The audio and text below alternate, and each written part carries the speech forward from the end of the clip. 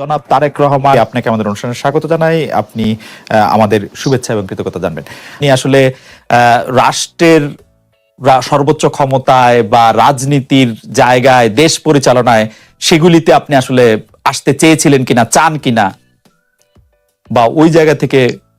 যদি চাইতাম খালেদ, যদি চাইতাম, তখন যখন মিলিটারি আমার বাসায় এসে বসে রইল সারা রাত আমাকে রাজি করানোর জন্য, আমি তো লুফে নিতাম। রাজি করানোর জন্য বসে থাকতে হবে কেন?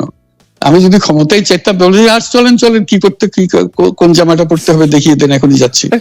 আমি তো সেটা করিনি। তাদের সঙ্গে তর্ক করেছি, সারা রাত ধরে তর্ক করেছে যে না ভাই, আমাকে দিয়েন না, আমি এই কাজের উপযুক্ত না, আপনারা অন্য লক্ষ্য যান।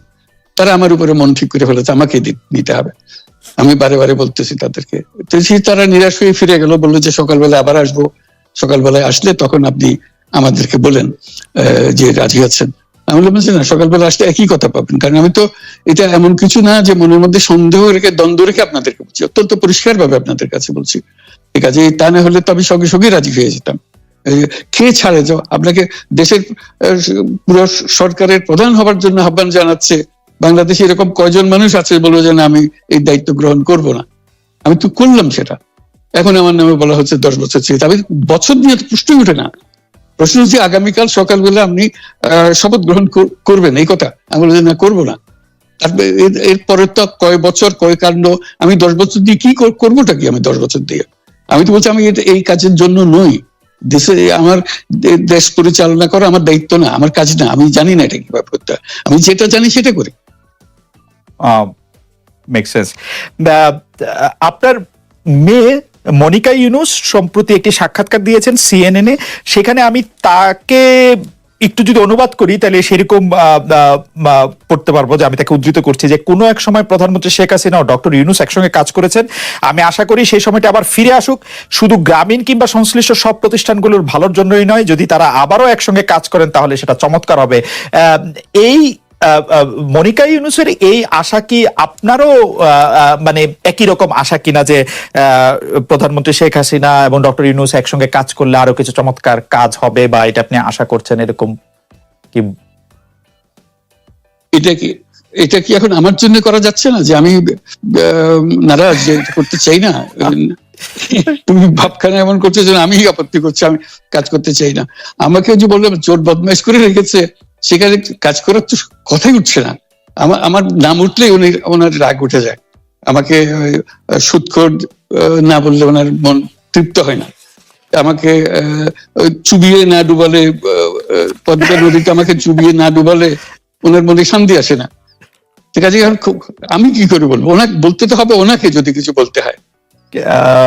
পদ্মা নদীর কথাটা যখন উঠলই, পদ্মা ব্রিজ সম্পর্কে যে কথাটা সরকারের উচ্চ মহল থেকে এটা বলা হয় যে আপনি আপনার ক্ষমতা ব্যবহার করে বা আপনার পরিচিতি ব্যবহার করে বা আপনার যে একটা সাংঘাতিক রকমের গ্রহণযোগ্যতা সারা দুনিয়াতে আছে, যেটি আসলে ওয়ার্ল্ড ব্যাংক সহ অন্য জায়গায় আছে, সেটি দিয়ে আসলে আপনি পদ্মা সেতুটা বাংলাদেশ যাতে ঋণ না পায় সেটির জন্য আপনি চেষ্টা করেছেন।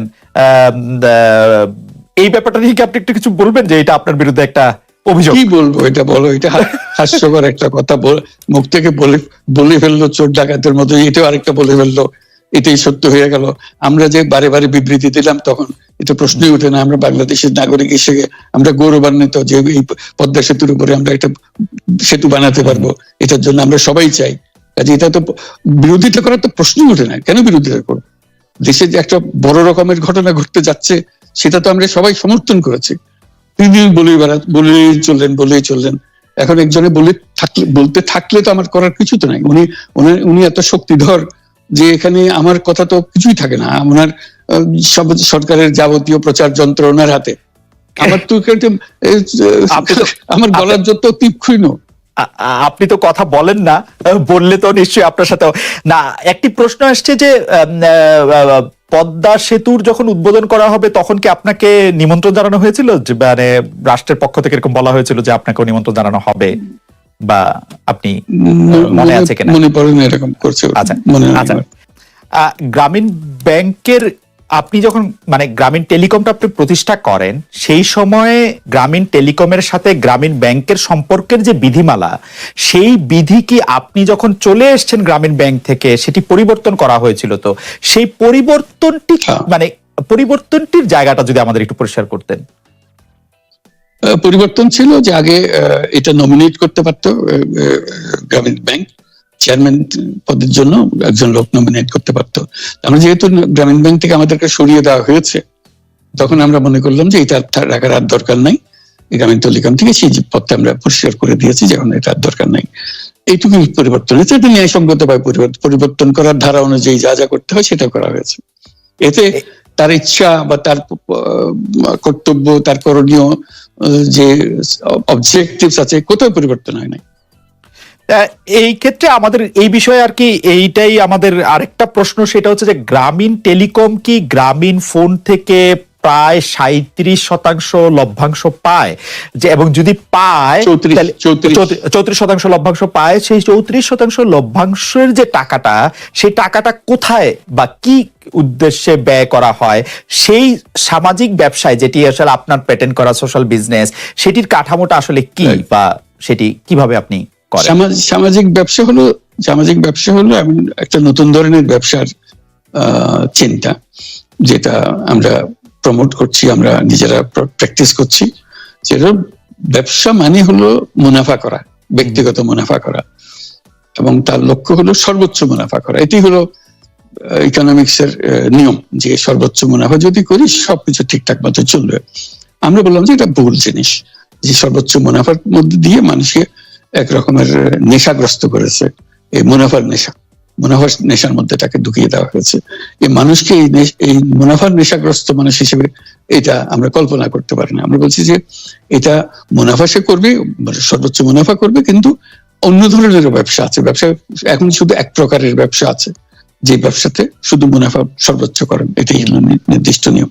আমরা বলছি আরেক রকমের ব্যবসা, যেটা হলো মানুষের সমস্যার সমাধান করা, মুনাফার জন্য কোনো রকমের ইচ্ছা তার না থাকা, মুনাফা বিহীন ভাবে, কারণ মুনাফা ব্যক্তিগত মুনাফা না নিয়ে শুধু সমস্যা সমাধানের জন্য ব্যবসা করা, এটাকে আমরা বলছি সামাজিক ব্যবসা।